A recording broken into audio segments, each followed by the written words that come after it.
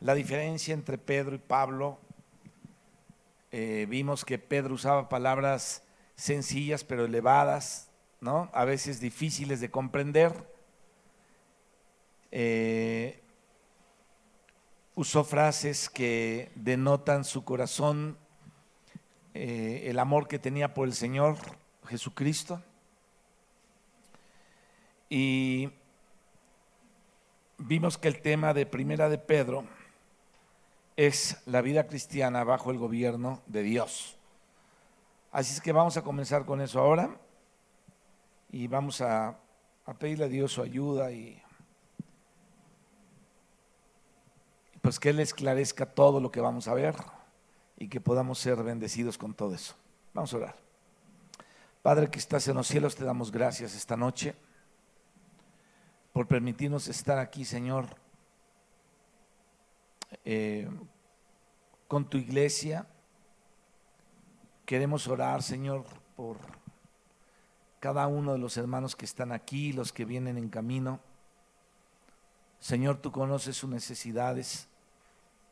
Tú conoces, Padre, si alguno está enfermo, si alguno tiene una situación económica fuerte, si alguno está pasando un tiempo difícil o otros están gozosos. Tú los conoces, Señor, pero queremos orar en esta hora para que tú bendigas la vida de cada familia aquí representada, Señor, en el nombre de Jesucristo. Y que,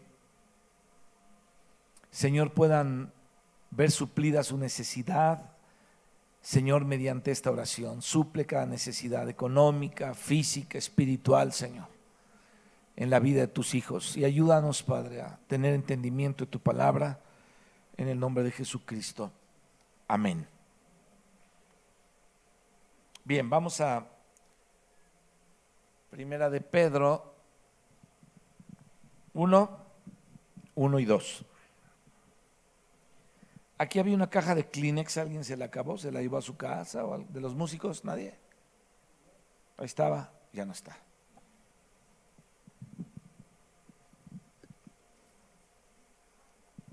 Déjenme limpiar mis lentes porque no veo nada.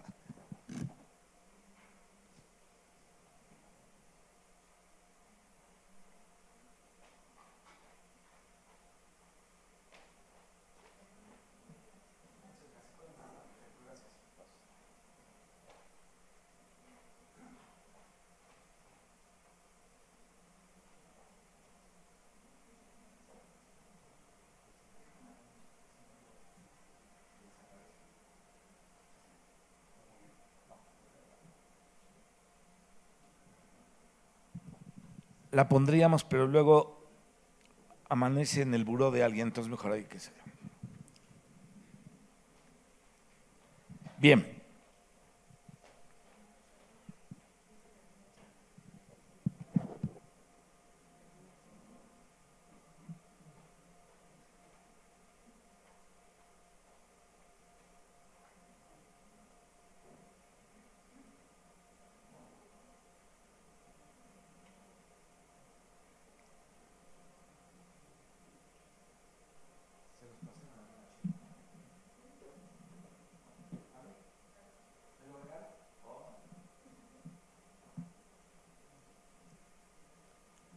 Este va a amanecer en mi buró mañana.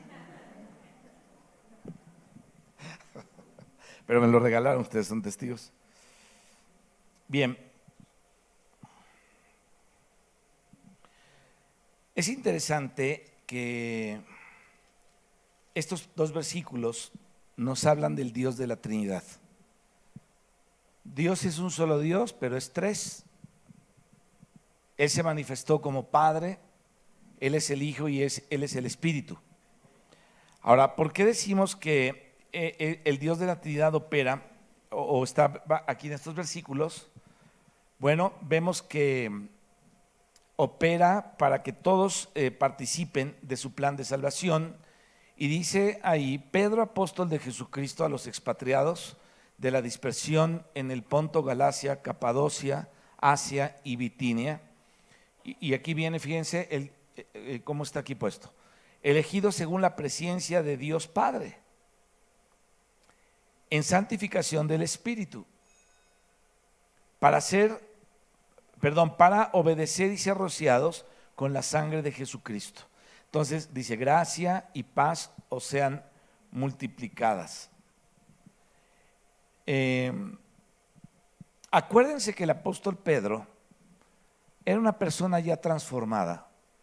Pedro ya había sido transformado por el Espíritu de Dios, algo que tú y yo necesitamos seguir experimentando toda nuestra vida, el poder ser transformados. Fíjense que muchas veces la vida cristiana es como el matrimonio, inicia con mucha alegría y pasan los años y la cosa se vuelve diferente. Si pasamos a un hermano que ya tiene 15 o 20 años aquí en el Señor, escuchando las cosas de Dios, o más, 12, 15, 20 o más años, y pasamos a una persona nueva que tiene 3 meses que Dios la ha tocado, ¿quién creen que estaría más feliz? ¿Quién?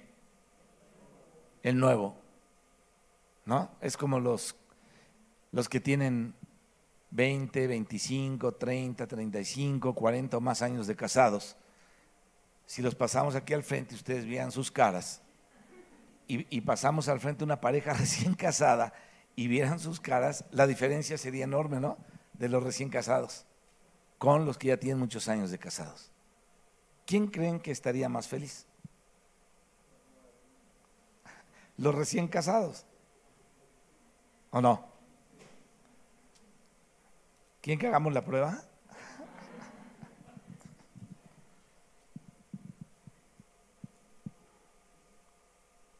Pero ahorita les digo por qué estoy diciendo todo esto. ¿Quién creen que sea más feliz? Un niño que tiene 2 años y medio con sus padres, que llegó al hogar, o un joven que tenga, vamos a ponerle edad difícil, entre los 17, bueno, empieza más abajo la edad difícil, bueno, un joven de 17, 18 años, que no quiere saber nada de sus papás, ni le importa lo que opinen sus papás, ni lo que digan. ¿Quién creen que sea más feliz? Y además ya se quiere independizar. ¿El niño de 2 años y medio o el joven de 17, 19 años? El niño. Ahora, la pregunta es esta. El papá del niño de 17 años y del niño de 2 años y medio, ¿por cuál de los dos ha hecho más cosas? Entonces, ¿quién debería estar más agradecido? El de 17 años. Entonces, si tú y yo tenemos muchos años en el Señor y llega otro que está más feliz acá, ¿quién debería estar más agradecido? Porque el Señor ha hecho muchas cosas por nosotros, pero a veces se nos esfuma el pensamiento. Tal vez sería bueno que un día nos sentáramos a recordar todo lo bueno que Dios ha sido con nosotros, conmigo por 44 años y con ustedes por los años que llevan, y poder tener un corazón de agradecimiento, porque de alguna manera Dios está trabajando para transformar nuestras vidas y las ha transformado. Pero a veces se nos olvida, a veces no somos tan agradecidos como deberíamos de serlo, y cuando vemos a alguien que está nuevo en el Señor decimos, es que está en su nuevo amor, y pero nosotros deberíamos estar muchísimo más agradecidos con Dios, porque Él ha hecho muchas cosas por nosotros, muchas. No digo lo mismo del marido y la mujer, porque no sé qué han hecho uno por el otro, pero por lo menos con respecto al agradecimiento sí. Ahora, el apóstol Pedro era una persona transformada, y a veces, si pensamos un poquito en cómo somos y cómo reaccionamos, hasta parece que ni siquiera hemos nacido de nuevo de repente, ¿no? Como que No hay una coherencia entre nuestra vida cristiana con la reacción que tenemos. Entonces dice aquí: Pedro, apóstol de Jesucristo, a los peregrinos de la dispersión en el Ponto, Galacia, Capadocia, Asia y Bitinia. Fíjate, el nombre de Pedro denota su regeneración espiritual. Él se llamaba Simón, pero el Señor le puso Pedro. El nombre Simón denota el nombre natural de Pedro, pero el nombre de Pedro denota su nombre transformado, ¿no? En Juan 1:42, vamos a ir rápidamente, si la pueden poner acá atrás. Juan 1:42, dice la Escritura: y le trajo a Jesús, y mirándole Jesús dijo: tú eres Simón, hijo de Jonás, tú serás llamado Cefas, que quiere decir ¿qué? Pedro. Entonces Dios le cambia el nombre, y el nombre de Pedro es algo que va en lo que va implícito la transformación de Pedro. Así es que originalmente él era Simón y no Pedro. El nombre de Simón nos habla del hombre viejo, el hombre natural, el hombre que está saturado del yo. Y entonces vemos que cuando Pedro vino al Señor Jesucristo, dice acá la Escritura, el Señor le da un nombre nuevo inmediatamente. Le miró y le dijo: tú eres Simón, hijo de Jonás, tú serás llamado Cefas, que es Pedro. Y tú y yo tenemos que pensar en esto: Dios nunca hace nada al aventón, ni hace nada superficialmente. O sea, no le dijo a Pedro: tú serás llamado el Orejotas, tú serás llamado el Pepe Grillo. No le puso así. El Señor le habló algo que era verdadero, le habló algo que tenía que ver con la misma santidad de Dios, que tenía que ver con la misma rectitud y blancura de Dios, y le dijo: tú serás llamado Cefas. Así es que Él nunca hace nada superficialmente. Y el hecho de que Él hiciera aquí un cambio de nombre tenía una realidad que implicaba ese cambio de nombre. Había una realidad en lo que Cristo le estaba hablando a Pedro. Así que al cambiarle el nombre, el Señor Jesucristo le estaba diciendo: tú te vas a convertir en Pedro, es decir, en una piedra. Y lo vas a entender después por qué. Pedro lo tuvo que entender, porque tan lo entendió que después escribió él acerca del edificio de Dios y dice: y vosotros como piedrecitas vivas. Entonces él entendió que era una piedra que iba a ser utilizada para edificación del edificio de Dios, es decir, para edificación de la iglesia. Si leemos los 4 evangelios y leemos también las epístolas del apóstol Pedro, a lo mejor nos va a resultar bastante difícil pensar que él se llamaba Simón.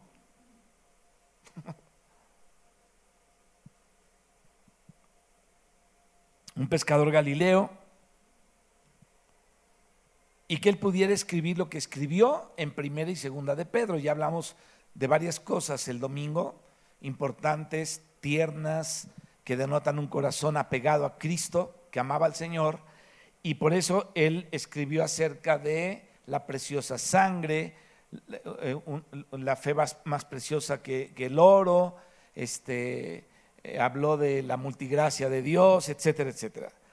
Entonces, vemos que para el tiempo en el que el apóstol Pedro escribe aquí sus epístolas, ya Pedro había cambiado, es decir, había sido ya el apóstol Pedro transformado, ¿no? Entonces era Simón, era un vaso de barro, y Pedro, en cambio, era una persona transformada. Él había sido regenerado por el Espíritu de Dios, había llegado a ser una persona totalmente nueva. Entonces él tenía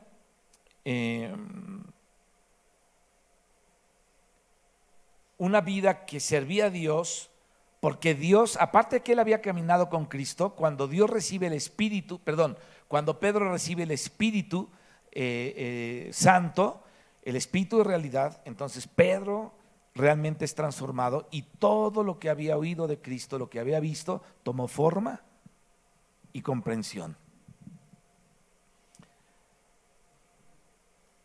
Cuando tú lees la Biblia, a veces la podemos leer en la carne y podemos leer los datos que están ahí, lo que aparece, lo que está escrito, pero otro día que estás más en tu espíritu, la vuelves a leer y dices, esto nunca lo había leído. Pues no, porque no estabas en el espíritu, lo leíste en tu carne. Empiezas a comprender los textos que están ahí.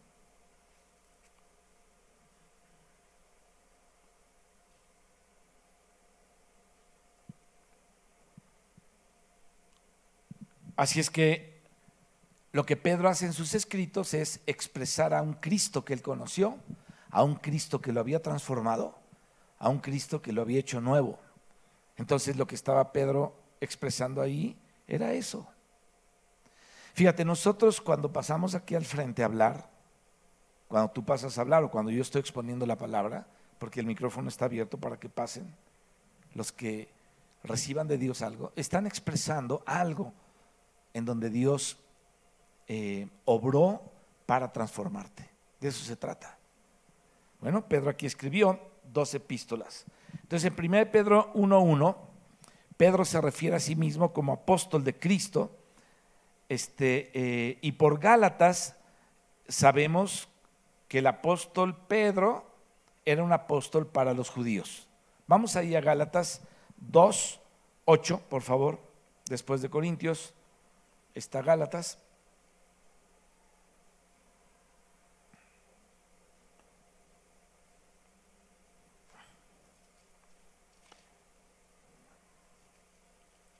Dice ahí, pues el que actuó en Pedro para el apostolado de la circuncisión, es decir, de los judíos, actuó también en mí para con los gentiles. Entonces Pedro era un apóstol para los judíos, era un apóstol llamado para el pueblo judío y aquí está puesto ahí. Luego él le dirige a los peregrinos este escrito de la dispersión, es decir, a los elegidos. Entonces esta primera epístola está dirigida a los peregrinos de la dispersión elegidos.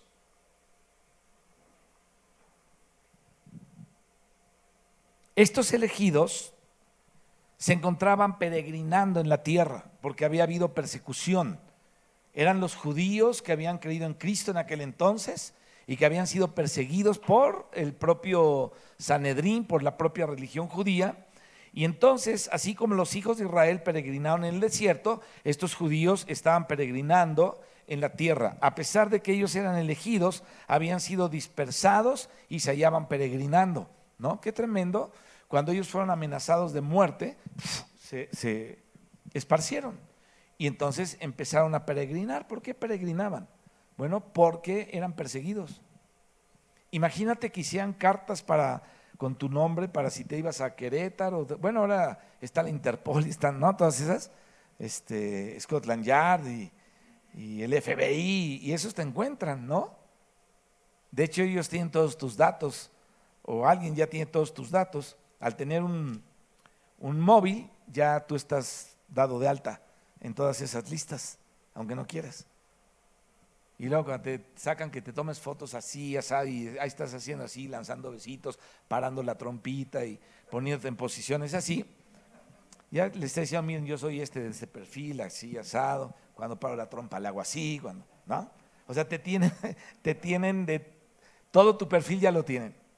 Entonces, si quisieras huir a un lugar, te localizan fácilmente y ahora más que antes. Bueno, imagínate, ellos eran dispersados, pero eran elegidos por Dios, pero se hallaban peregrinando. Ahora, esta palabra elegidos es interesante porque hace alusión al gobierno de Dios. Los elegidos están bajo el gobierno de Dios y caminan bajo las normas de Dios. Si tú y yo aquí somos elegidos, tú y yo tenemos que estar bajo el gobierno de Dios. Amén. Así es que esta palabra elegidos hace alusión justamente a esto, al gobierno de Dios. Las 2 epístolas, primera y segunda de Pedro, tratan justamente de esto, del gobierno de Dios. Ahora, veíamos la vez pasada que el gobierno de Dios es universal y mediante su gobierno Dios juzga a todas sus criaturas para depurar el universo y obtener un universo limpio. Por eso es que viene el juicio. Ahora, ¿por qué viene el juicio? Este es para qué viene el juicio, y por qué viene el juicio es obviamente por el pecado del hombre. Déjame ver acá algo una escritura que estoy buscando.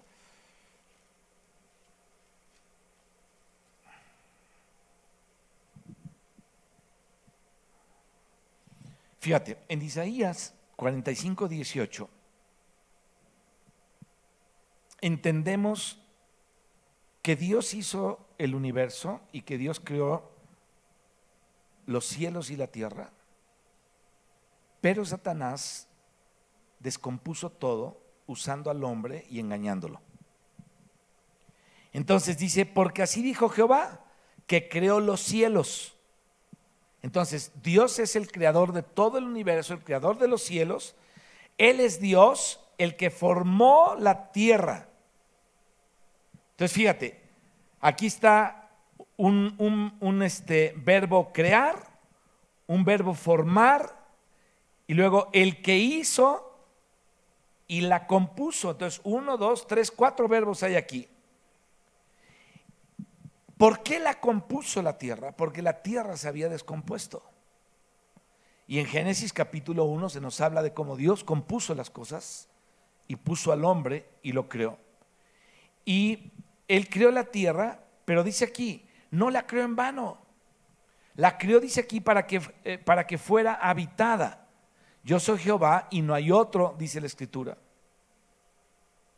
Entonces, la situación se descompuso, Dios puso al hombre en la tierra, pero el hombre descompuso la tierra, y ahora Dios vino y compuso y restauró las cosas, y sus restaurados están viviendo en un mundo de tinieblas que son perseguidos. A través de toda la historia, los cristianos han sido perseguidos desde los tiempos de Cristo para acá, desde Cristo mismo. El pueblo de Israel fue perseguido. Si no eran los amalecitas, eran los refaítas, y si no eran los refaítas, eran otros, y los que sean, pero siempre el pueblo de Dios ha sido perseguido. Entonces Dios vino y compuso lo que Él había creado y lo restauró. Esta es la obra que Dios hizo en nosotros. Ahora, cuando somos elegidos y cuando estamos bajo el gobierno de Dios, somos personas que expresan obviamente a Dios. Y nos damos cuenta que entonces esto habla del gobierno universal del Señor y que Él juzga a todas sus criaturas para obtener pureza en el universo. Y el punto es que Dios pueda hacer lo que Dios le dijo a Adán que tenía que hacer y que no hizo: expresarlo a Él. Pero Cristo sí lo expresó, y tú y yo en Cristo lo podemos expresar en medio de un mundo difícil. ¿Te acuerdas cuando cerramos el libro de Apocalipsis? Que cerramos con la última charla. Hicimos una comparación entre el Cantar de los Cantares y Apocalipsis, y vimos que Salomón plantó sus viñas en una tierra de demonios, en una tierra asolada por el mal. Eso está en Cantares 8:11. Y ahí Dios puso a los que cuidaban la viña para que entregaran los réditos. Y es lo mismo que el Señor Jesucristo dijo, que Él pone a sus llamados, a sus elegidos en esta tierra, les da un encargo y un día vendrá a pedir los réditos de eso. Y la iglesia fue plantada en un lugar malo, en un mundo caótico, en un mundo que apesta, lleno de vicios y lleno de porquerías, de depravaciones. Ese es el mundo. Hay gente que no puede salir de sus depravaciones ni de sus vicios. Por más que se le hable y se le dice, ya está atrapado en una situación ahí. Entonces, el mundo es muy fuerte en todas sus cochinadas porque el hombre sin Dios va y se entrega a todas esas cosas que le causan cierto placer, pero después lo atan y lo matan. Ahora, en medio de un mundo así, estamos nosotros, los elegidos. ¿Qué nos diferencia del mundo? Que estamos bajo el gobierno de Dios. Amén. Que estamos bajo el gobierno de Dios. En la era del Nuevo Testamento, dice el mismo apóstol Pedro que el juicio comienza por la casa de Dios. Entonces, nosotros somos la casa de Dios porque ya hemos sido juzgados. Todos aquí, si están bien convertiditos, lo primero que reconocieron es que estaban en pecado y que se iban a ir al infierno, ¿sí o no? Eso es lo primerito que nos llegó cuando nos convertimos. Híjole, estoy en problemas, estoy vacío, necesito ayuda de Dios. Ahí fuiste juzgado por primera vez. Y a partir de ahí, el Señor no te ha soltado en sus juicios, porque los juicios de Jehová son verdad, todos justos, todos justos. Entonces la iglesia es juzgada por Dios. Entonces, en la era del Nuevo Testamento, te lo repito, este juicio comienza por su pueblo escogido, por sus elegidos, es decir, comienza por su propia casa. Primera de Pedro 4:17 nos dice esto. Y particularmente por los peregrinos que él ha escogido, quienes se encuentran perseguidos, peregrinando entre las naciones, entre los gentiles, pero no nada más peregrinando porque se están escondiendo, sino ellos son el testimonio de Cristo en la tierra. Eso está tremendo.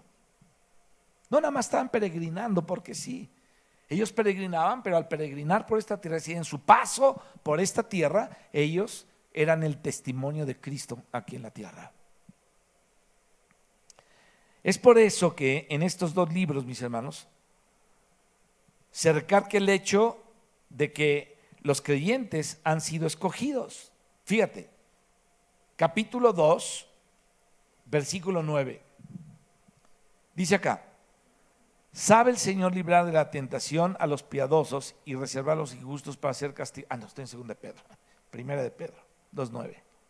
Dice acá: mas vosotros sois linaje escogido, real sacerdocio, nación santa, pueblo adquirido por Dios. Fíjate, fuimos escogidos y fuimos adquiridos para algo, dice aquí la escritura.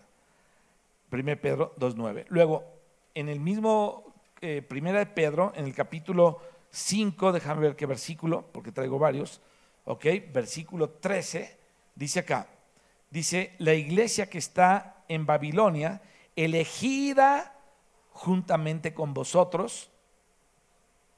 Entonces, vuelve a nombrar a la iglesia elegida, a los elegidos de Dios. Y luego en segunda de Pedro 1:10 dice: por lo cual, hermanos, tanto más procurad ser firme vuestra vocación y elección, ¿no? Porque haciendo estas cosas no caeréis jamás. Entonces, déjame repetirte otra vez la idea para que veamos estos versículos más claros. Te decía yo que en el Nuevo Testamento el juicio comienza por los escogidos, el pueblo de Dios, su propia casa, y particularmente por los peregrinos que él ha escogido, quienes están dispersos, peregrinando entre las naciones, entre los gentiles, como su testimonio. Y entonces por eso es que aquí se habla de los que han sido elegidos, de los creyentes que han sido elegidos. Entonces, como linaje escogido por Dios, es decir, como su elección, su posesión de Él, porque estos peregrinos fueron elección de Dios. Dios los eligió y Dios los escogió. Son la posesión personal de Dios. Estos peregrinos dispersos y escogidos deben ver y deben entender que ellos están bajo el juicio gubernamental de Dios. ¿Por qué crees tú que los ojos de Jehová están sobre los que le temen? ¿Por qué el Señor habrá aparecido con ojos de fuego en el libro de Apocalipsis? Porque el Señor juzga. Entonces el juicio gubernamental de Dios está sobre nosotros. ¿Te das cuenta? ¿Con qué propósito? Un propósito positivo, obviamente. Sin importar la situación y el ambiente en el que estén, Dios tiene los ojos puestos en nosotros y su juicio está con nosotros para algo positivo. ¿Cuál es lo positivo de los juicios de Dios?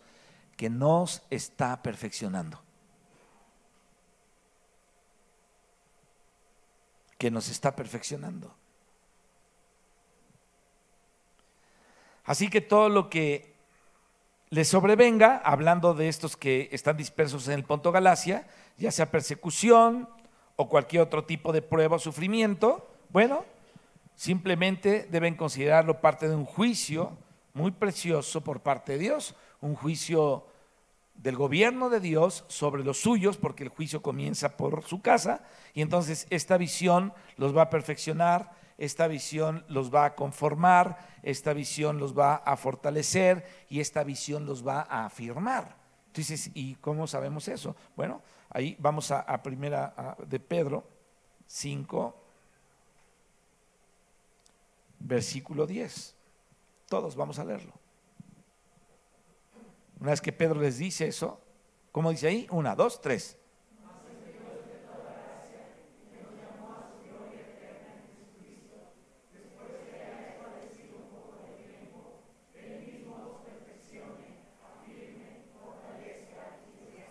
Amén.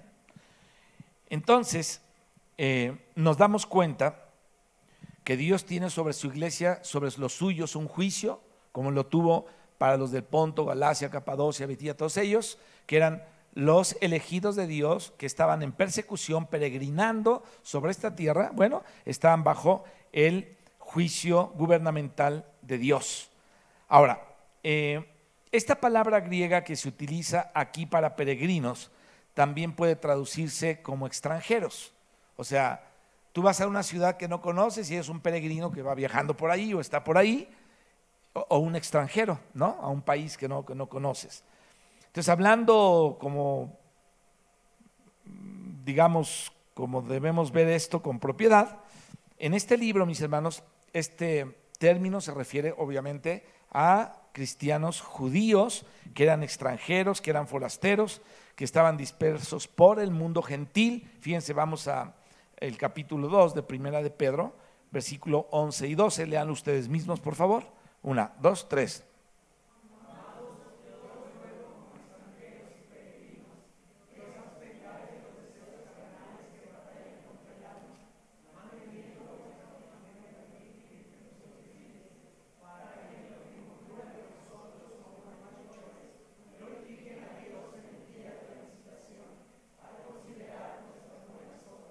Ok. Ahora, este principio de ser peregrinos también obviamente se puede aplicar a los creyentes judíos y gentiles. ¿Por qué? Porque todos ellos, tanto judíos como gentiles que son creyentes, están o andan peregrinando como forasteros en la tierra.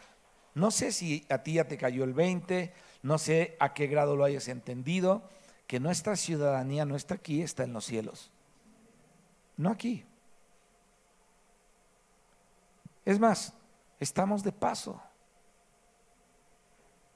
Y parece que un paso acelerado porque el tiempo pasa muy rápido.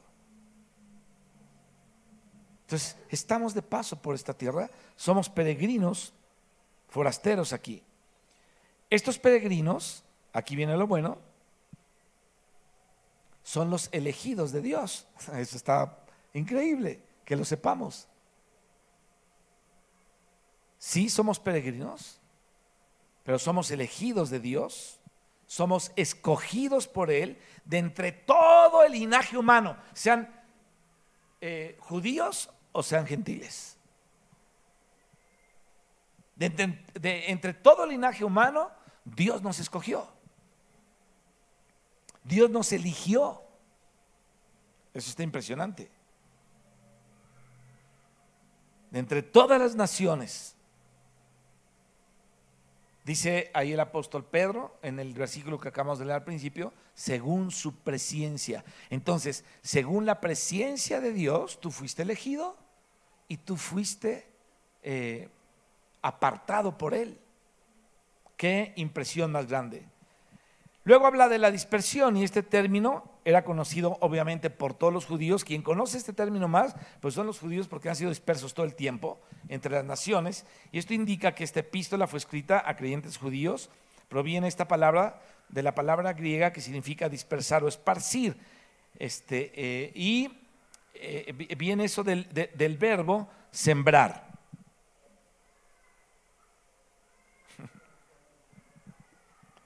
Viene del verbo sembrar. Esto implica que los judíos dispersos fueron, fíjate qué interesante, se dispersaron, pero todos ellos eran semillas que fueron sembradas entre los gentiles, y entonces ellos predicaron el evangelio a los gentiles. El Señor sembró su buena semilla sobre la tierra. Cuando ellos fueron dispersos, ellos fueron sembrados para hacer testimonio a los gentiles. Déjame preguntarte algo. Si tú y yo nos lo vamos a preguntar todos. Si tú y yo somos considerados elegidos de Dios, si tú y yo somos considerados peregrinos en esta tierra, sembrados por Dios en esta tierra, la pregunta es si estamos dando testimonio de esto a la gente. Porque Dios nos sembró para eso, para hacer testimonio de los que no le conocen.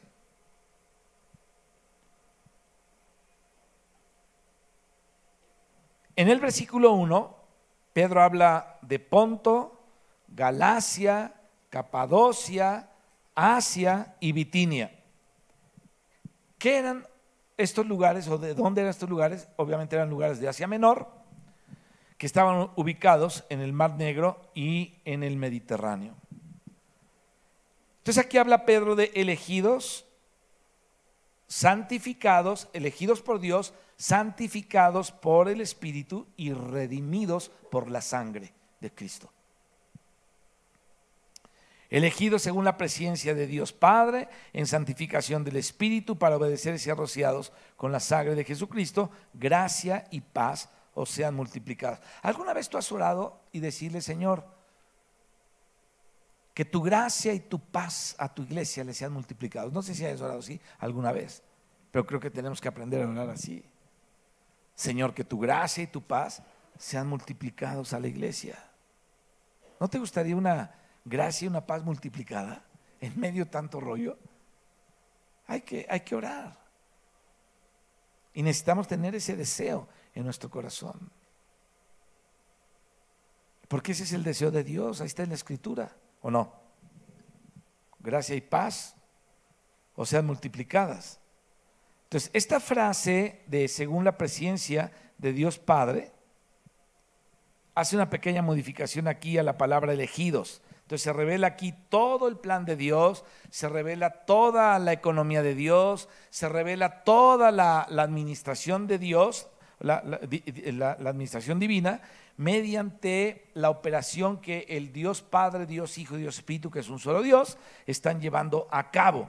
Y esto lo realiza obviamente el Dios de la Trinidad, el Dios de la Deidad, o la Trinidad de la Deidad. ¿Para qué? Para que todos los que creen puedan participar de este Dios de la Trinidad.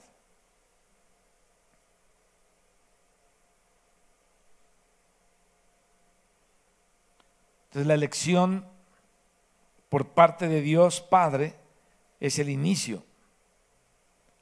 La santificación de Dios el Espíritu, Él ejecuta la acción del Padre, esto es interesante, y la redención de Dios el Hijo, obviamente representada por la aspersión de la sangre de Jesucristo, es el completamiento de todo esto. Entonces, mediante estos pasos, nosotros somos escogidos, santificados y redimidos para gozar de la presencia de Dios y disfrutar su vida. Porque es un privilegio saber que fuimos elegidos, santificados y redimidos. El Padre, el Hijo, o aquí el orden es el Padre, el Espíritu y el Hijo. Qué gloria tan grande. En verdad que sí. Fíjate.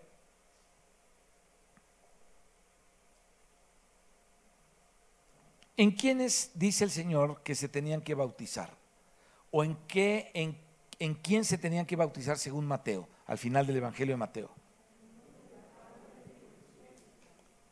¿Y quién es el Padre, el Hijo y el Espíritu Santo? Él es Dios. Y hablo de Él porque es un solo Dios. No hablo de ellos porque no son tres dioses, es un solo Dios, pero son tres personas.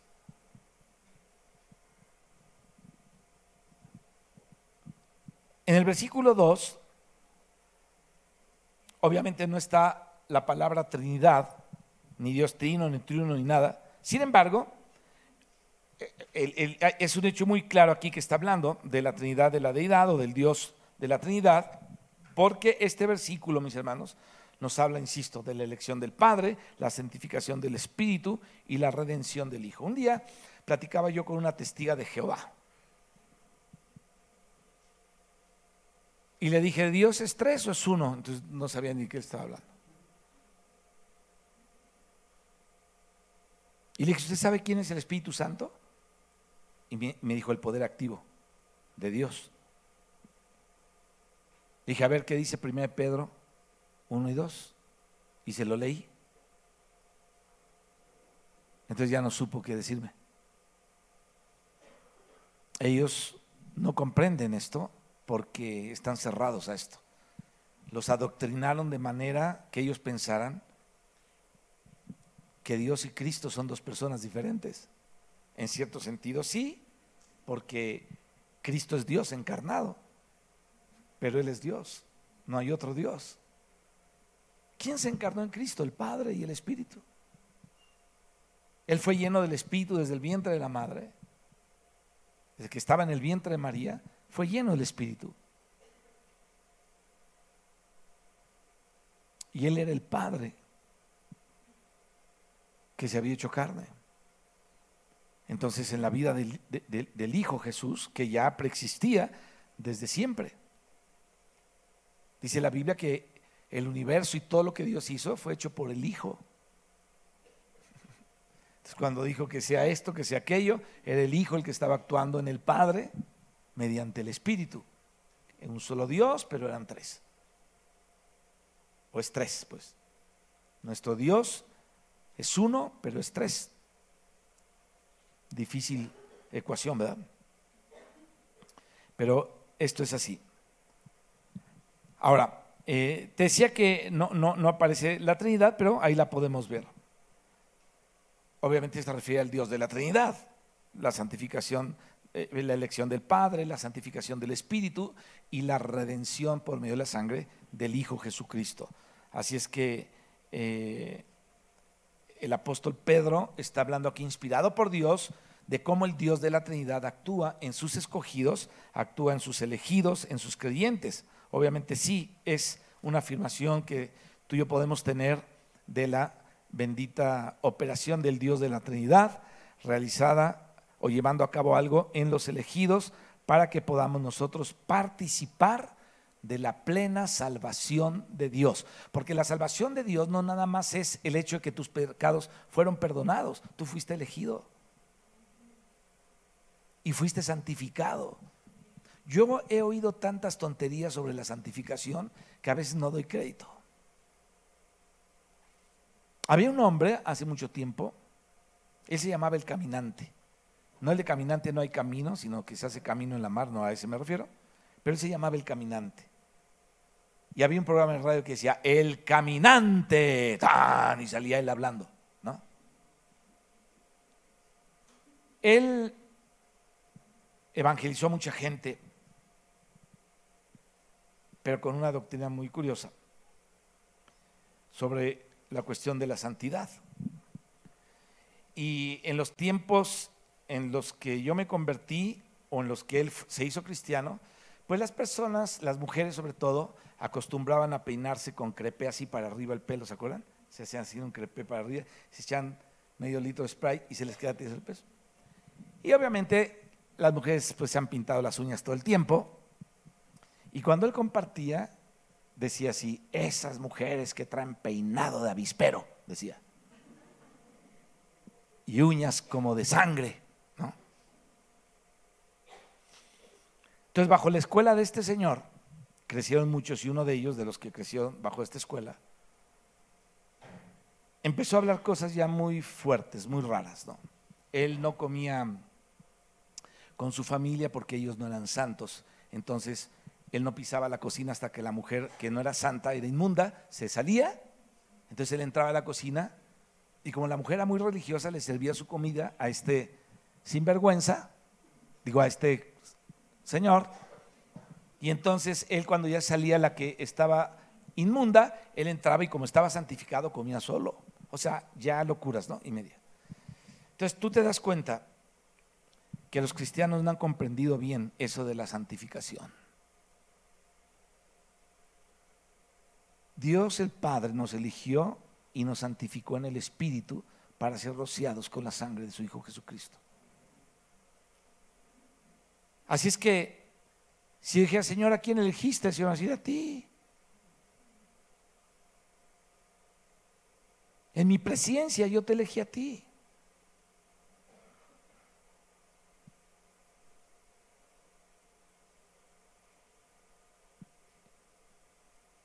Y yo como espíritu te santifiqué, y luego como hijo te rocié con mi sangre. Es Dios. Obviamente tenemos que vivir de acuerdo a las normas de Dios. Por eso te hablo al principio del gobierno, del gobierno divino de Dios. Ahora, en el versículo 2, Pedro habla de esto que te estoy diciendo: la presencia de Dios Padre. Es decir, Dios nos escogió desde antes de la fundación del mundo. Esto lo habla el apóstol Pablo en Efesios 1:4, que fuimos escogidos desde antes de la fundación del mundo. Entonces él ejerció su presencia divina al escogernos. A ver, ¿cómo te explicas esto? Tú ni existías. Vamos a suponer que nos vamos atrás del año que yo nací. Yo nací hace poquito, en 1955 nací yo. Atrás, en el 53. Sí, uno que va a pensar que fue elegido para nacer en esta tierra. Y no solamente elegido para nacer en esta tierra, sino elegido para Dios. O sea, ¿cómo te puedes imaginar eso? Está más allá de nuestra mente. Que antes de que el mundo fuera, tú y yo fuimos elegidos. Entonces, por eso Dios es Dios, y en su presencia Él te eligió.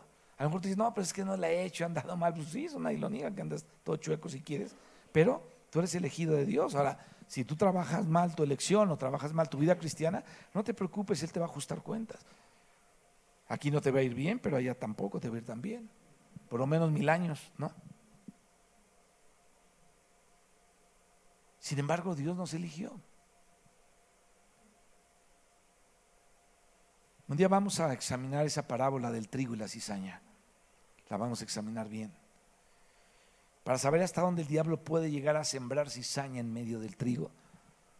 Porque entre las iglesias muchos son cizaña, no son trigo, porque hacen lo contrario a Dios.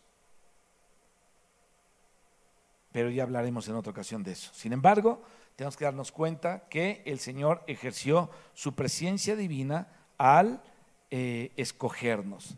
Y entonces, aquí la santificación del Espíritu no se refiere a la santificación que el Espíritu efectúa después, mis hermanos, de la justificación que logró la obra redentora de Cristo, como lo revela el apóstol Pablo en Romanos 6:19 y en otros textos donde Dios nos santifica.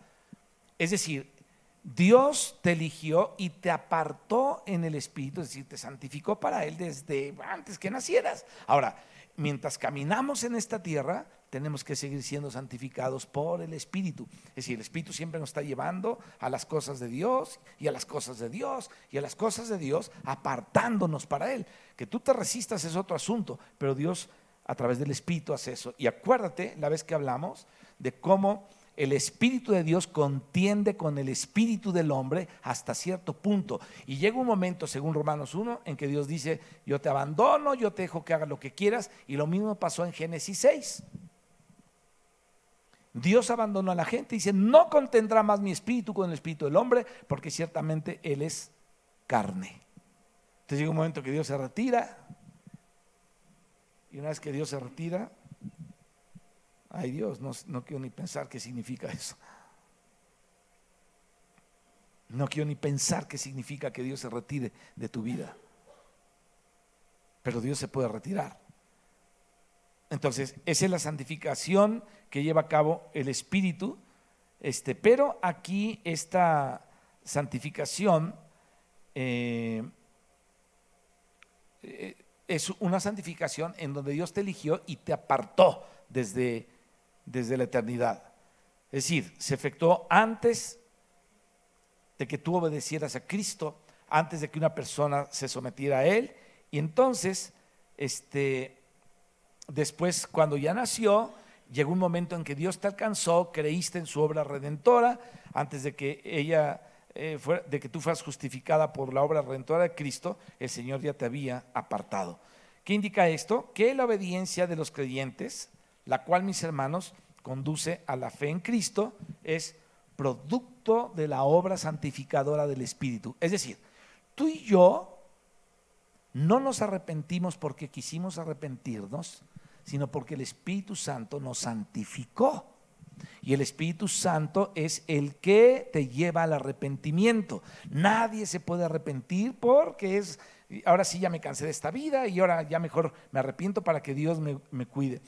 Eso no es posible. El arrepentimiento viene por una revelación y una gracia del Espíritu. Así es que el arrepentimiento es una gracia de Dios, de su multiforme gracia. Porque hay gente que no se puede arrepentir, sigue. Es lo mismo. No mandó el Señor juicios según Ezequiel, según Daniel, según Apocalipsis, según Primera de Tesalonicenses, según Mateo. Dios no mandó juicios a la tierra para que el hombre se arrepintiera. ¿Y qué pasó con el hombre según Apocalipsis? Blasfemaron más el nombre de Dios. ¿No se arrepintieron? Entonces la pregunta es: ¿quiénes son entonces los que se arrepintieron? Los que recibieron la gracia del Espíritu.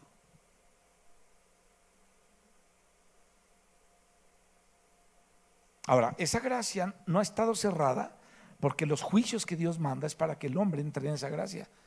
Pero el hombre elige de qué lado está.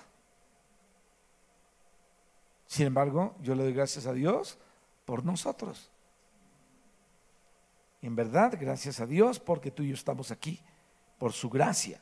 Espero que tú mantengas abierta tu ser a esta gracia del Señor, para que constantemente te puedas seguir arrepintiendo cuando necesitas el arrepentimiento, que te aseguro que es diario casi. Así es que la obediencia tuya y mía, la obediencia de los creyentes, conduce a la fe en Cristo. Todo eso es producto de la obra santificadora del Espíritu. La santificación del Espíritu en estos dos aspectos se revela en un sentido más amplio en lo que el apóstol Pablo habló en segunda de Tesalonicenses 2:13, y da por resultado que los elegidos de Dios obtengan plena salvación. Vamos ahí, segunda de Tesalonicenses 2:13, por favor. La van a poner acá, si la pueden leer. ¿Ya está?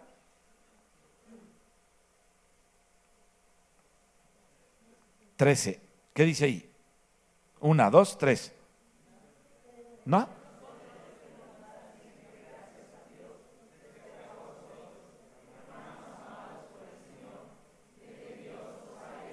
Qué tremendo es eso.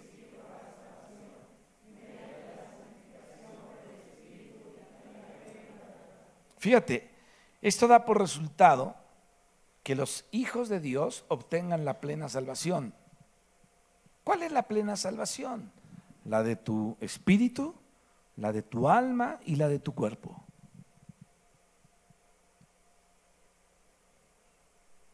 Así es que esta plena salvación de Dios es llevada a cabo en la esfera de la santificación del espíritu. En 1 Pedro 1:2, que es los versículos que estamos viendo, se usan 3 diferentes preposiciones. Es interesante esto, con respecto a los 3 pasos que el Dios de la Trinidad da, porque sus elegidos deben participar según su elección de Él, o para que nosotros participemos, o los que sean judíos o no judíos, participen de su plena salvación. Fíjate, la primera pregunta aquí, la primera palabra aquí es kata, que significa según, y denota el terreno o la base. Estoy hablando de las preposiciones. En, que significa en, obviamente, denota la esfera, y eis, en griego, que significa para.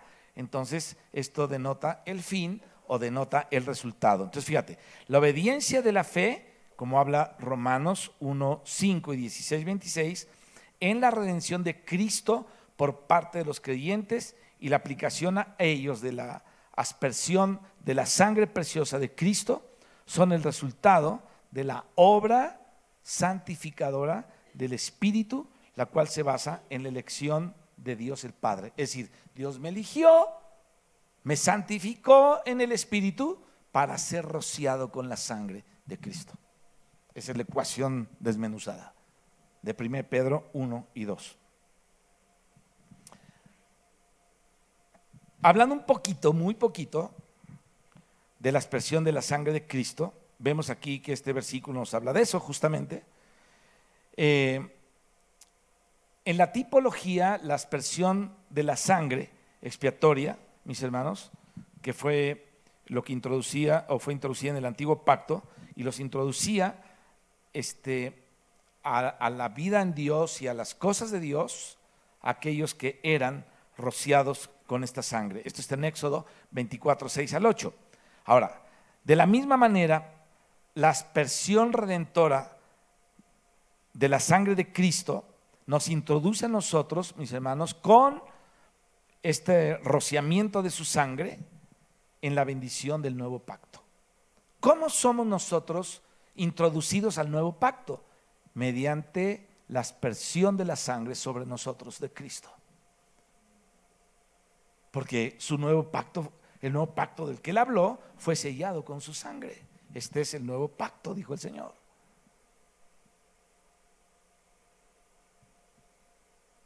Y habló de su sangre para disfrutar a Dios, a Dios que es Dios Padre, Hijo y Dios Espíritu. Así es que esta es una señal muy notoria que separa a los que son rociados de los que son profanos y de los que no tienen a Dios. Fíjate, la sangre de Cristo te permite entrar directamente al trono de la gracia y hallar gracia para el oportuno socorro. Así es que tú puedes decir: Señor, tu sangre me limpia de todo pecado. La sangre de Cristo, Señor, ha sido rociada sobre mi vida por aquella santificación del Espíritu cuando tú me elegiste en tu presencia. Por lo tanto vengo a ti, Señor, y esto y esto y esto, estas son mis cargas, esta es la situación, por esto quiero interceder o por esto te quiero dar gracias. Y entras al trono de la gracia y hallas gracia para el oportuno socorro. Pablo, en ninguno de sus escritos, nos da testimonio de esta plena salvación de Dios como lo hace aquí Pedro. Fíjate, en las epístolas de Pedro, esta palabra salvación denota una salvación completa. La mayoría de los cristianos hablan de su salvación nada más eterna, ¿no? O sea, el Señor ya te salvó y espera el arrebatamiento y te vas a ir. Ese es su rollo, ¿no? Te salvó. Y cuando hablan de la gracia, pues lo único que se les queda coloquialmente o doctrinalmente es: la gracia es un don inmerecido, ¿no? Y es verdad. Pero no nada más eso es la gracia. Como lo veíamos la vez pasada, necesitamos gracia para muchas cosas. Para muchas cosas necesitamos la gracia. Y tenemos que orar que Dios nos dé gracia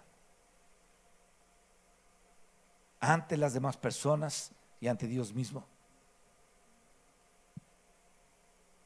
Entonces, Pedro utiliza esta palabra salvación y denota una salvación completa. Fíjate, en el capítulo 2, versículo 2, Pedro dice: desead como niños recién nacidos la leche de la palabra dada sin engaño, para que por ella crezcáis. ¿Para qué? Para salvación. Es decir, la palabra te hace crecer para experimentar la salvación de Dios. No está hablando de la salvación del infierno. Está hablando que crezcas para salvación y la experimentes.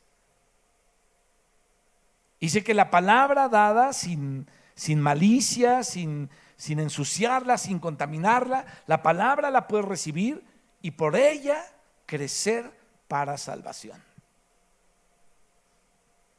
Es decir, un salvo tiene que crecer para esa salvación que fue salvado y experimentarla en vida también.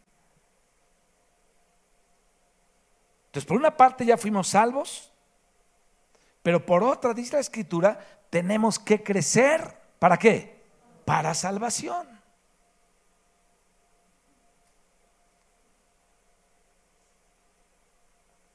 ¿Qué significa esto? Que hay una salvación a la cual todavía no hemos llegado porque necesitamos crecer. Si no crecemos, no llegaremos a esa salvación, aunque seas salvo del infierno.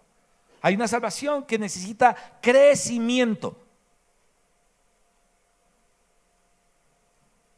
¿Y cómo se da el crecimiento de esa salvación? En primer lugar, tienes que desear como niño la leche de la palabra no adulterada. Por eso nada de lo que tiene la doctrina de fulano, nada de la doctrina de sutano, nuestra única doctrina debe ser Cristo. Cristo es nuestra doctrina. Amén. Ahí está escrito todo lo que tú necesitas saber. Ya no te tienen que decir que te tienes que vestir así o asado, guardar esto, guardar aquello, ¿no? Como en las iglesias que se acostumbra exactamente en el día, bueno, ahorita creo que se están tiznando la frente, ¿no? Es el día de ceniza, ¿sí o no? Según una religión, según la religión católica. Pero va a llegar el momento en que católicos y evangélicos van a hacer lo mismo, y entonces unos las visitas de las 7 casas y otros sus 7 palabras. Y ahí le hablan al hermano Chencho, al hermano Pánfilo, al hermano Emilio, ¿no? A que dé una palabra de las 7 palabras. Ya están escuchando religiosamente sus 7 palabras. No digo que esté mal que den las 7 palabras, pues está bien que las den. Pero a lo que voy es esto. O sea, la vida cristiana no es una serie de ritos que va junto con el mundo celebrando cosas. La Navidad, Semana Santa, cosas así. Es verdad que tenemos que recordar muchas veces la pasión de Cristo, su muerte, su resurrección. Pero esto no ha cambiado la vida de la gente. Conozco lugares donde indefectiblemente se dan las 7 palabras, pero quién sabe quiénes son los que están ahí, en esos lugares.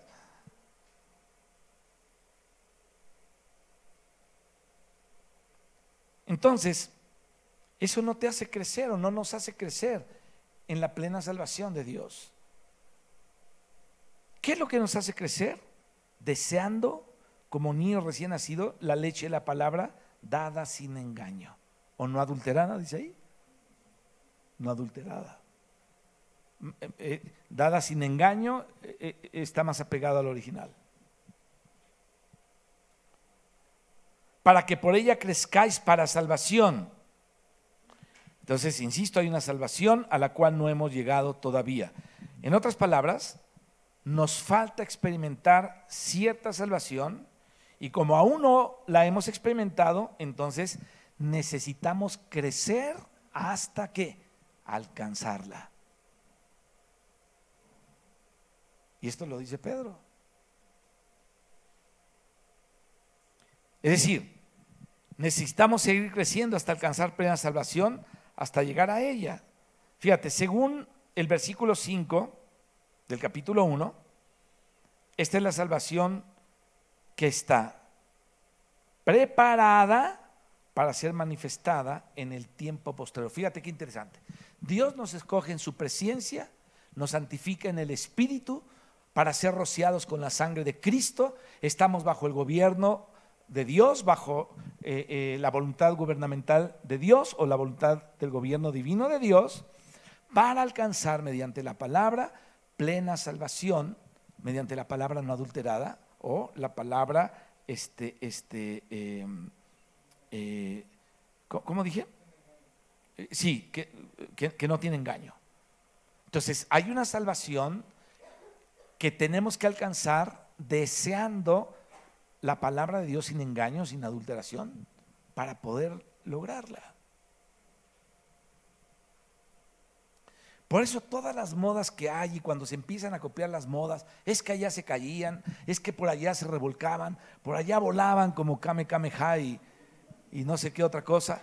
Hermanos, aquí también tenemos que volar, hay que hacer algo, ¿no? O sea, la gente empieza a copiar un montón de doctrinas extrañas para llevar a cabo quién sabe qué cosas. Eso no te prepara para la plena salvación. Necesitamos el deseo de la palabra de Dios sin engaño y el deseo de la palabra de Dios sin adulteración para crecer para esta salvación. Así es que lo primero que tenemos que pensar es: estoy deseando la palabra de Dios. Decir, el tiempo se me acaba, cada vez soy más grande, cada año que pasa me hago más viejo o más vieja. Necesitamos redimir el tiempo y desear esta palabra sin mentiras, sin dolo, sin manchas, sin adulteración, para salvación o alcanzar la plena salvación de Dios.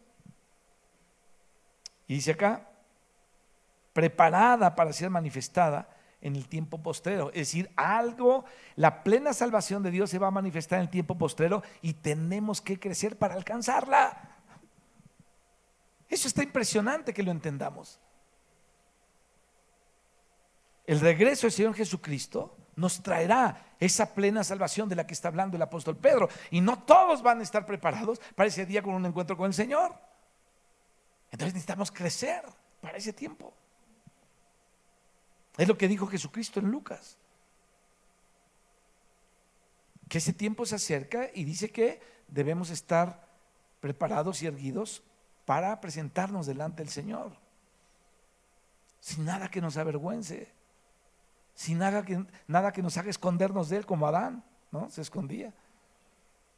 ¿Tú crees que Dios no sabía dónde andaba Adán? ¿Tú crees que Dios no sabía dónde estaba Satanás cuando le preguntó: ¿de dónde vienes? La pregunta es: ¿por qué le preguntó?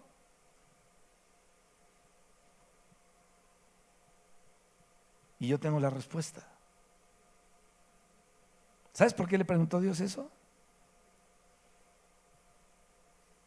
Para que quedara testimonio en su palabra de lo que él traía en su corazón. ¿Estás oyendo?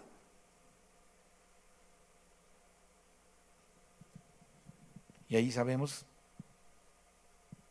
que el cochino Satanás le gusta la tierra y rondar en ella. Entonces Dios le hace esa pregunta. No me quiero desviar del tema.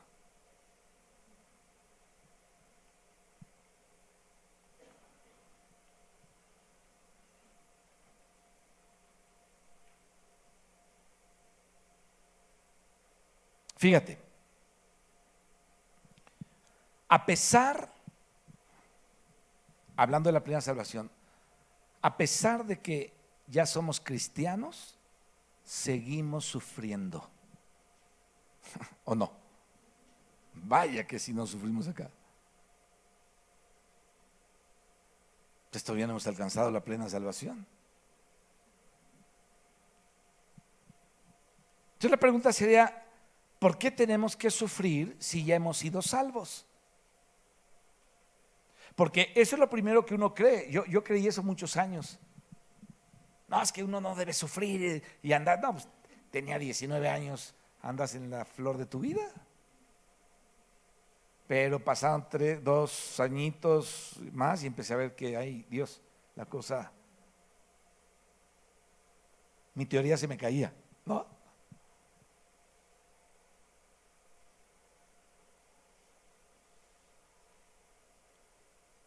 Así es que sufres como soltero, sufres como casado, sufres como padre y como abuelo también sufres. Está terrible. Entonces uno dice, Señor, si he sido salvo, ¿por qué sigo sufriendo?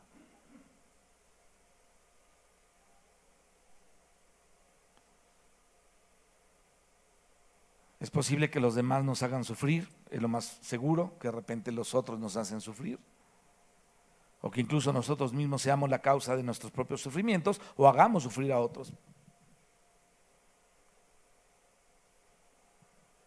Cada vez que nos enojamos, sufrimos. Todo el que se enoja sufre. Aunque la Biblia dice que te puedes enojar, pero el que se enoja sufre. Vamos a suponer que te enojas con tu esposo o con tu esposa y le pegas un grito, no, es que ¿no? Fuchi. Y al rato ya andas dando vueltas para todos lados. Ya no hay ni cómo acercarte.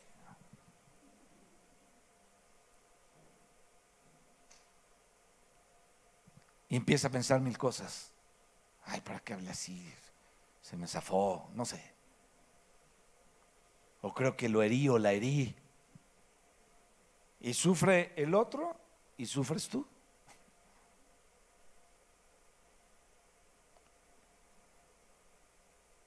Cada vez que te enojas, ¿te pones contento? Algunos hasta ahora que los libre de su mal genio.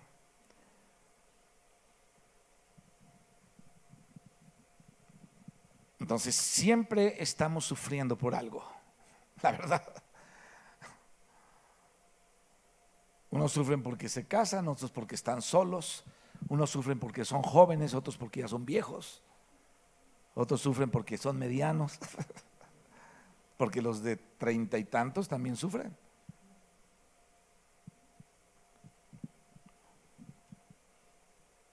Sufrimos porque nos enojamos, otros nos hacen sufrir y podemos llegar a hacer sufrir a otros también. Por una parte, la vida cristiana es una vida de disfrute, o sea, porque disfrutamos a Dios, ¿no? Te metes a leer la escritura y eres ahí bendecido en gran manera y estás disfrutando. Pero por otro, creo que todos estamos de acuerdo en que también es una vida de sufrimiento, ¿no?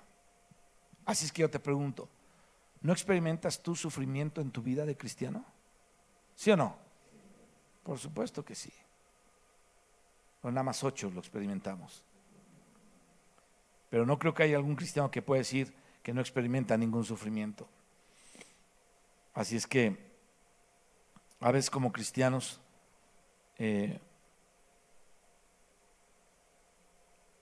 hemos testificado que tenemos una buena vida familiar, una vida matrimonial buena, una vida feliz.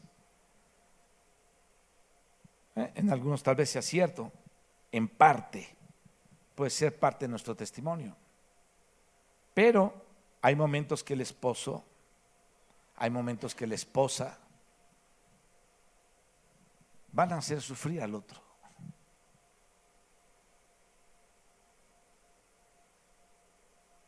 Y habrá momentos en que los hijos alaben al padre y el padre a los hijos.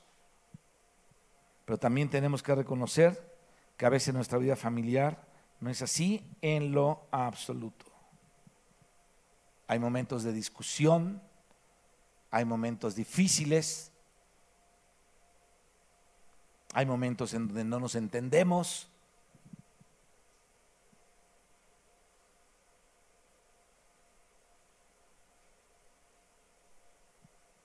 Donde uno dice negro y otro dice blanco.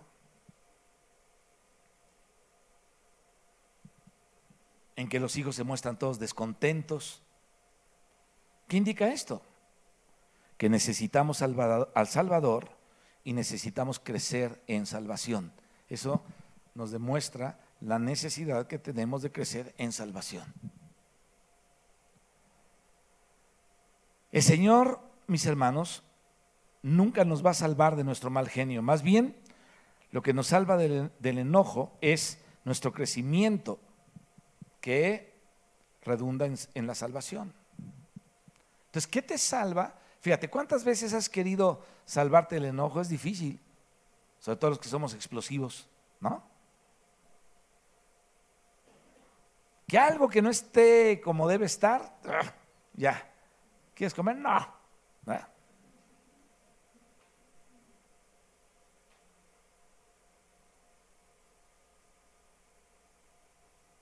Y lo único que nos salva de eso es seguir creciendo en la plena salvación del Señor. Como lo dijimos en 1:1 y 2 de Primera de Pedro, el Dios de la Trinidad opera ¿en quién? En sus elegidos, con el fin de que participemos de su salvación, de su plena salvación. Eso es lo que dice aquí la Escritura. Aquí en estos versículos se nos revela justamente la manera en cómo Dios trata con nosotros. Esa es la parte de su administración de Dios, de su economía de Dios, manifestándose en nosotros, es decir, cómo Él lleva a cabo las cosas, ¿no? Es la operación que realizan los tres de la deidad. ¿Para qué? Para que nosotros participemos de Él, de este Dios de la Trinidad. Y esto debe quedar profundamente grabado en nosotros, y es preciso que asimilemos, mis hermanos, la realidad de todo lo que está aquí escrito.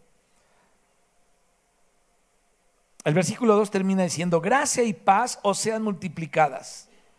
Fíjate, la gracia es Dios como nuestro disfrute.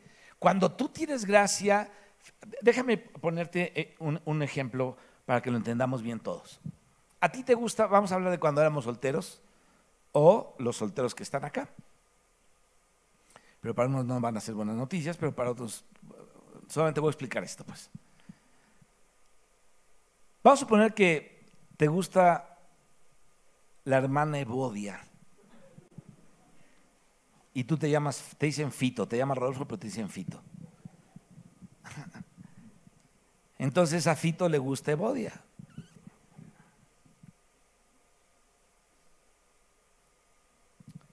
Entonces tú intentas acercarte a Evodia y Evodia te contesta amablemente: no me interesas para nada. Bueno, ahí ya estás sufriendo de entrada, ya te dio, ya no comes, te sentiste humillado, y más si te lo dijo enfrente de las personas, como a veces pasa, ¿no? Hace muchos años, en un campamento que tuvimos, había una persona y un hermano que decía que le gustaba fulana de tal, otra hermana, que asistieron aquí los dos. Y entonces empezaron a decirles a la hora de la comida, ¿no? ¿Quién le gusta a fulano tal? Y luego otro decía el nombre de la hermana, decía, no sé, Patricia, ¿me pasas la sal? Pero ya habían dicho, ¿quién le gusta a fulano tal? Patricia, ¿me pasas la sal? O sea, lo empezaron a molestar con esos rollos ahí en la mesa. A Patricia, este hermano, le caía en la punta del zapato. Y ya no empezó a comer, como que se le trababa la comida, y llegó un momento en que pega un grito en la mesa y dice, por favor, le dijo a fulano tal, porque el otro le empezó a echar flores, nada, que tú eres el ángel que yo esperaba. Entonces esta le pega un grito enfrente de todos, no me vuelvas a hablar así porque ni quiero que me hables siquiera, enfrente de todos. Entonces Aldo se puso pálido, se le fue la... Entonces, fíjate, cuando tú no eres aceptado así, pues la verdad se siente espantoso. Pero ¿qué pasa cuando Dios te dice que tú has sido aceptado por Él? Que Dios te dice que Él ha hecho tantas cosas por ti, te escogió, te santificó en el Espíritu y cuando ya estabas aquí, Él te roció con la sangre y te sigue rociando con la sangre de su Hijo Jesucristo. Entonces, tú tienes una especie de aceptación por parte de Dios y esa es la gracia. Ahora, ¿qué pasa si esta muchacha Patricia hubiera dicho, te has tardado tanto en decirme esto? El otro no se le hubiera secado los labios y hubiera, ¿no? Y todos hubiéramos aplaudido, ¡ay! Pero todos nos fuimos retirando de la mesa, uno por uno, porque con el grito que le pegó ella a este cuate, decimos, vámonos de aquí, ¿no? Primero estamos ahí picando la cosa y cuando lo desprecia se siente horrible, pero entonces no había hallado gracia. Pero cuando hayas gracia, disfrutas la situación. Yo cuando me acerqué a Gladys, porque ella me lo ha dicho, la verdad le gusté. Y ella me gustó. Entonces hallamos una gracia mutua. Entonces cuando dije, oye, te quiero invitar a comer, y me dijo, sí, ¿cuándo? Dije, ahorita si quieres, no, pero no le doy la comida. Y eso le dice, ¿no? Dije, bueno, mañana. No, pues a mí me urgía que comíamos juntos. Ya había hallado la gracia con ella, ¿no? Había sido aceptado ella también. Entonces disfrutas el momento cuando hayas gracia. Entonces la gracia de Dios es el disfrute que tenemos de Dios. Ahora, tenemos que estar capacitados para esta gracia con Dios, porque fíjate, a veces pasan cosas raras. Te dispones a tener un tiempo con Dios y estás todo sacado de onda, no puedes ni orar, no se te pega nada de la escritura, no sabes ni qué hacer. Entonces tenemos que orar, Señor, dame gracia delante de ti. Es decir, déjame disfrutarte, porque la gracia es disfrutar a Dios. Así es que gracia y paso sean multiplicadas. Entonces la gracia es Dios como nuestro disfrute y nuestro gozo. Y la paz, mis hermanos, es una condición que resulta de la gracia. Tienes la gracia, estás contento, estás en paz, estás tranquilo. La paz es el resultado de la gracia. La gracia multiplicada tiene que ver con 1 Pedro 4:10, la multiforme gracia de Dios. Y así habla de toda gracia. Entonces, los creyentes, es verdad que han recibido la gracia inicial, pero es necesario que esa gracia sea multiplicada en nosotros para que podamos participar de toda gracia.